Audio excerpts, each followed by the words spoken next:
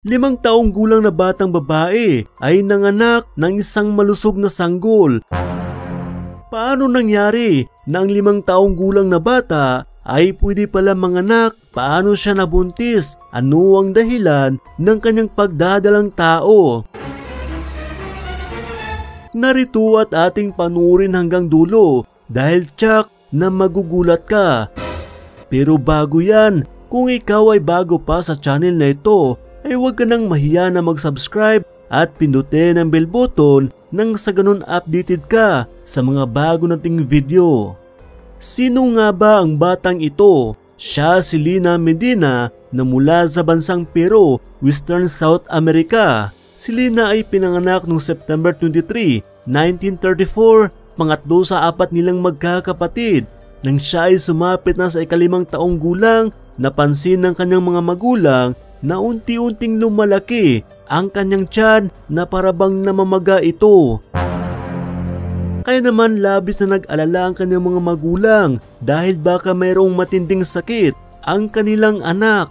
Kaya naman dahil dito dinala na si Lina ng kanyang mga magulang sa isang albularyo sa pagbabakasakali na sila ay matulungan sa kanilang problema kay Lina. Ngunit dito ay walang nangyari.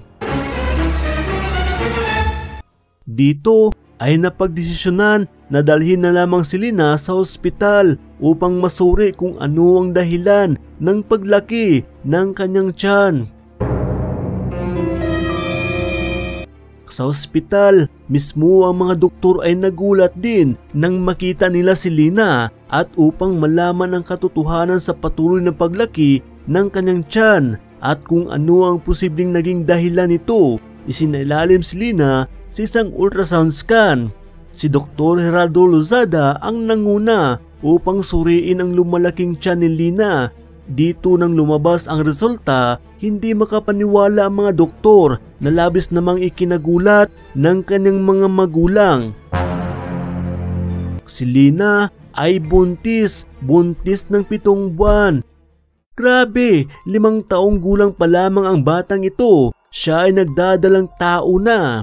Ni 1% hindi nga sumagi sa isipan ng kanyang mga magulang na siya ay nagdadalang tao pala. Labis ang kanilang pagtataka sapagkat hindi maring mabuntis ang kanilang anak dahil unang-una 5 taong gulang pa lamang ito at hindi rin maring mabuntis dahil wala itong nobyo at hindi nga ito lumabas ng kanilang bahay.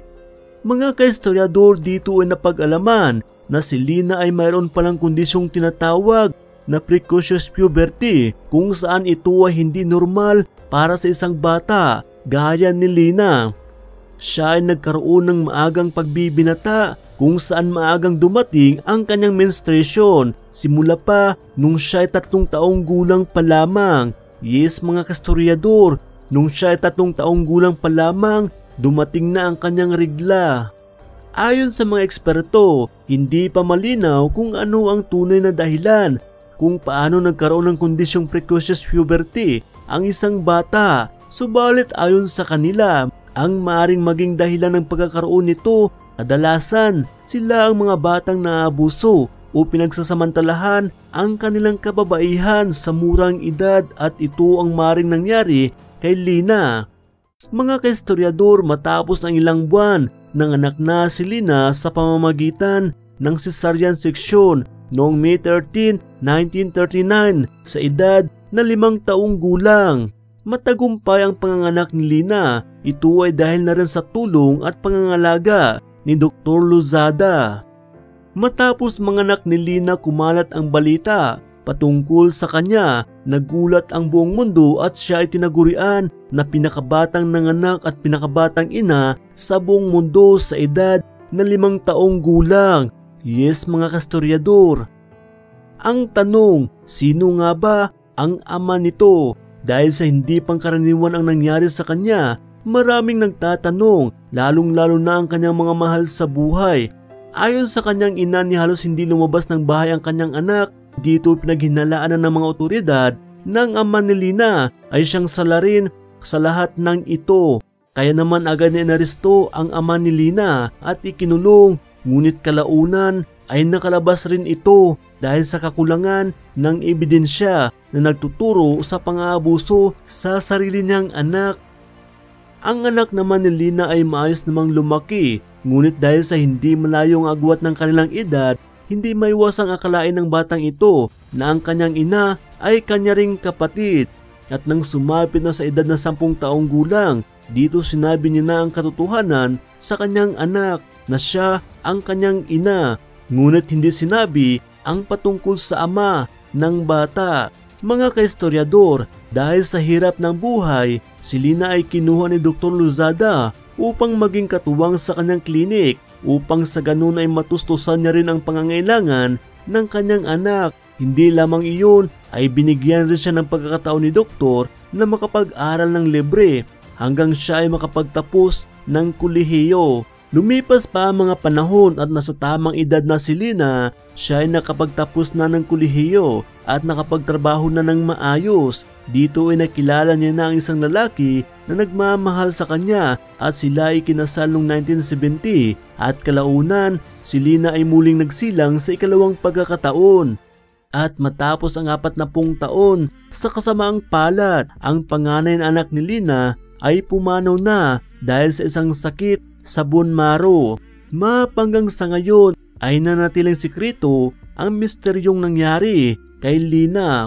Kung buhay pa sana si Lina ngayon, tanging siya lamang ang makakasagot sa lahat ng ito. Mga kahistoryador, hindi lamang si Lina ang nakakaranas ng sakit na precocious puberty o ang maagang pagbibinata ng isang babae. Hindi lamang sa ibang bansa nangyari ito, maging sa atin man sa Pilipinas ay may kaso na rin dito.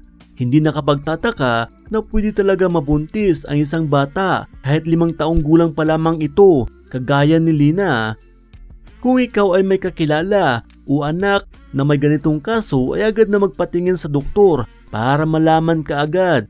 Ikaw, ano ang masasabi mo kay Lina? Posible kaya na ang kanyang ama ay siyang salarin sa lahat ng ito?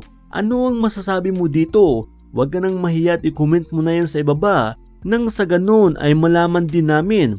At kung ikaw ay bago pa sa channel na ito, ay huwag ka nang mahiya na mag-subscribe at pindutin ang bell button nang sa ganun updated ka sa mga bago nating video. Maraming salamat po.